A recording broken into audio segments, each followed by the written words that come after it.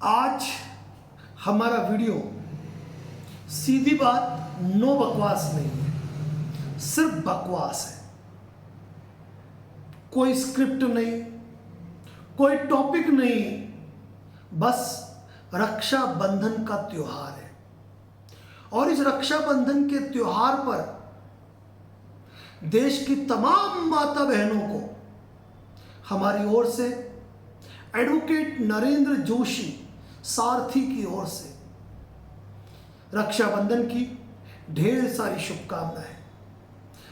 साथियों, पिछले विगत 1.25 साल से हम किन्हीं विषम परिस्थिति और आर्थिक हालात में फंसे लोन डिफॉल्टर साथियों के लिए अपने वीडियो पोस्ट कर रहे हैं। और इस दरमियान कई ऐसे अवसर आए जहां पर हम भावुक हुए। हमने हमारे सामने की बैठे चेयर पर लोगों की रुलाई फूटते हुए देखा है, उनकी आंखों की नमी को देखा है, उनके दिल के दर्द को महसूस किया है। इसीलिए मेरे तमाम साथी जो इस वीडियो को देख रहे हैं ना, और किन्हीं हालातों से यदि वो परेशान है, तो ये वीडियो अपनी माता बहनों को जरूर भेजें, अपनी पत्नी को जरूर भेजें और उसे कहे कि एक बार तुम इस वीडियो को जरूर देखो। नारी जाति के अनेकों रूप हैं, अनेकों रूप हैं। वह माता भी है, वह बहन भी है, वह पत्नी भी है, वह बेटी भी है। तो आज मेरा ये जो वीडियो लेक्चर है वह एक संदेश है। वह संदेश इस रूप में है कि मुझे याद आता है कि करीब 1.5 महीने पहले मेरे ऑफिस में एक दंपति आए थे। कर्ज के दलदल में पूरी तरह धंसकर 2 करोड़ का टर्म इंश्योरेंस कराकर बाइक पर बैठकर तेज गति से बाइक चलाते हुए उन्होंने ये सोचा कि हम एक्सीडेंटल डेथ कर जाए।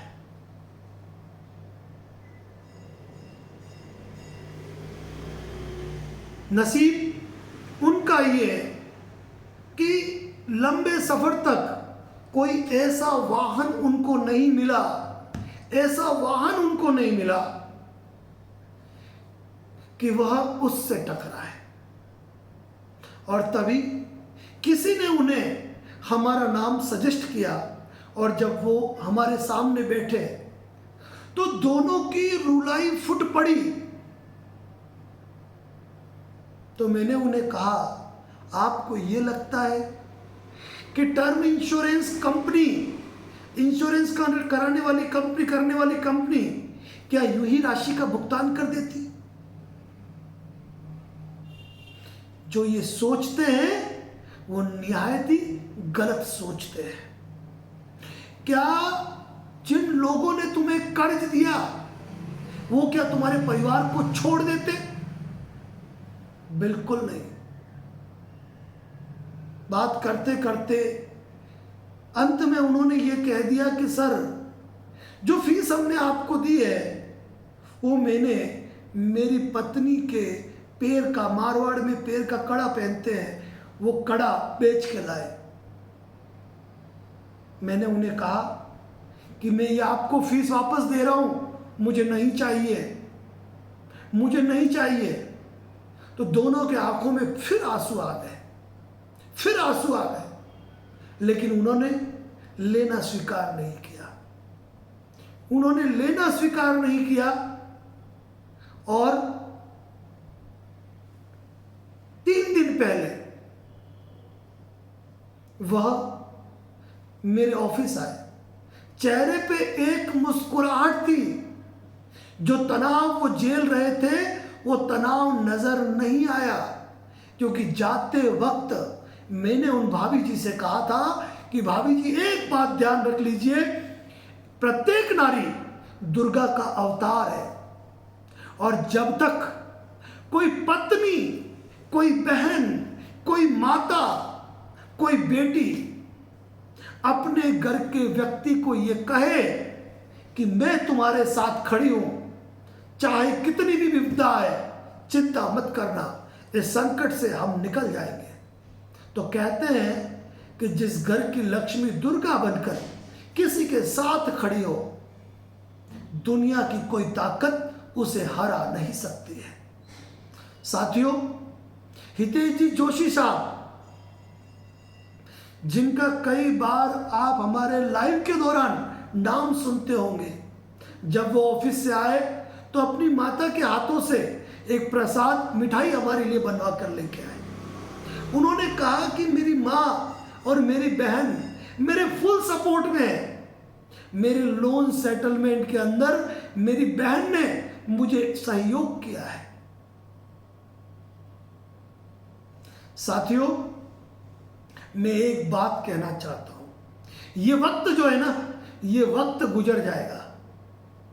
अरे हमारी संस्कृति, हमारा इतिहास, हमारे वेद, सभी के अंदर हम ये क्यों भूल जाते हैं? उसमें भी भगवान श्री कृष्ण के माता पिता कारावास में रहे। स्वयं कृष्ण का जन्म जो है वो कारावास में हुआ। भगवान श्री राम, जिन्हें दूसरे दिन राज मुकुट मिलने वाला था, उन्हें वनवास भोगना पड़ा, पांडवों को अज्ञातवास सहना पड़ा। जब हमारी संस्कृति में स्वयं भगवान को, देवतुल्य लोगों को भी जब संकट भोगना पड़ा है, तो हम महज इंसान ये कैसे सोच ले कि हमारे जीवन में बदलाव नहीं आएगा, हम थोड़ी तकलीफें सहन नहीं करेंगे, ऐसा कैसे होगा? और एक बात बताऊं, वक्त एक पहिया है, चलता है ना, जब रात आएगी तो उजाला भी होगा। इसीलिए आज के वीडियो संदेश में मैं देश की तमाम माता बहनों को मैं एक ही बात कहना चाहूंगा कि यदि आपका पति, आपका बेटा, आपका भाई, आपके घर का इंसान यदि कर्ज के दलदल में धंसा हुआ है, तो आप उसको कभी यह ताना न दे कि तुम्हारे कारण मुझे ये वक्त देखना पड़ रहा है। ये भी तो देखिए कि उस व्यक्ति ने कुछ सुखद पल भी तो आपको दिए होंगे, और नहीं दिए तो आज संकट को जब आप निकल जाओगे तब वो पूरा करेगा। और एक बात ध्यान रखना कि बुरे वक्त की यादें हमेशा एक कहानी बनती है यदि आप उसे अच्छे से झेल लेते हैं। किसी रिकवरी एजेंट की मजाल नहीं है कि घर की नारी अगर झाड़ू लेके निकले तो वो उससे तूता कर ले।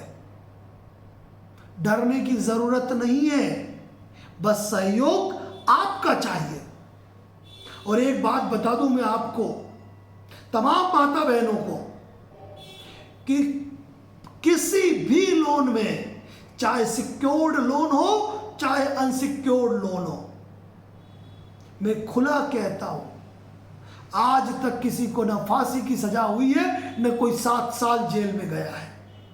विषम परिस्थिति और आर्थिक हालातों के चलते यदि कोई व्यक्ति लोन डिफॉल्ट का शिकार हो जाए तो क्या होगा उसके ऊपर? अगर सिक्योर्ड लोन है तो घर चला जाएगा, अनसिक्योर्ड लोन है तो ज्यादा से ज्यादा सेक्शन 25, 138 NI एक्ट, BNS 316, 318 और आर्बिट्रेशन की कार्रवाई होगी। और क्या हो जाएगा?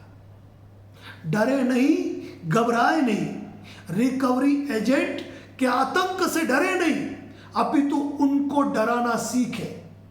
मैं तो खुला कहता हूं, जब कोई रिकवरी एजेंट आपके घर पे आता है ना, फोन लेके खड़े हो जाइए।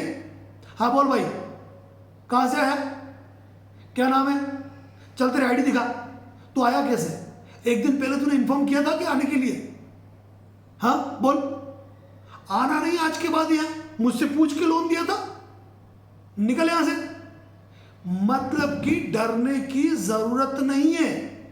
ये बात मान के चलिए किसी रिकवरी एजेंट को यह अधिकार नहीं है कि वह आपके व्यक्तिगत जीवन पर प्रश्न करे। किसी रिकवरी एजेंट को यह अधिकार नहीं है कि वह आपको कोई डॉक्यूमेंट साइन कराए। यह ध्यान रखिए। हमने सुना था, एक अखबार में खबर आई थी कि औरत को उठा के लेके चले गए। तो मैं वही कह रहा हूं कि औरत ये क्यों भूल जाती है कि वो जब दुर्गा बनती है ना, किसी की मजाल नहीं होती है। पैर से जब सैंडल निकालेगी तो सारे कुत्ते भागते नजर आएंगे। डरना नहीं है, डरना नहीं है। आपका एक सहयोग आपके पति, आपके बेटे को जिंदा रखेगा, जिंदा रखेगा। एक नहीं, अनेकों उदाहरण है, अनेकों उदाहरण।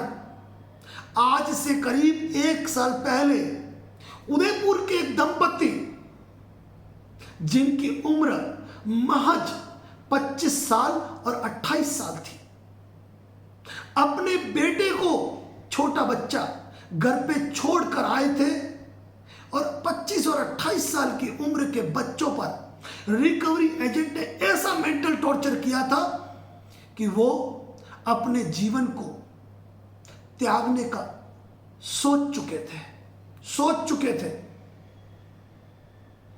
जब वो मेरे टेबल पर बैठे, मैंने उनकी तकलीफ को समझा और मैंने कहा, अरे मैं तो पूरी दुनिया के लोगों को गाइड करता हूं, आप तो मेरे शहर के मजे से रहो। यहां किसी रिकवरी एजेंट ने चूचा की तो उल्टा लटकाने मुझे आता है।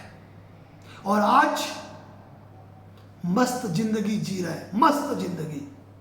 बोल दिया मैंने उनको, पैसा है तो लोन सेटलमेंट करेंगे, नहीं है छोड़ दो, घंटा कोई कुछ नहीं उखाड़ सकता है। बस मन में गलत ख्याल मत लाना। बोल देना कि एडवोकेट नरेंद्र जोशी ने कहा है कि किन विषम परिस्थिति और आर्थिक हालातों के चलते यदि हम लोन नहीं भर पाए तो घंटा हमारा कुछ नहीं उखाड़ सकते हो। साथियों, एक डर और एक खौफ का माहौल पैदा किया जा रहा है। डर और खौफ का माहौल पैदा किया जा रहा है। लेकिन जिस दिन आपने किसी रिकवरी एजेंट को मोबाइल की रिकॉर्डिंग पर बात करके, आया कैसे, निकल, आना नहीं यहां पे, हाथ में जब महिला झाड़ू और सैंडल लेके निकली ना, किसी इलीगल एनबीएफसी खरपतवार की औकात नहीं है कि आपके यहां पर कदम रख ले।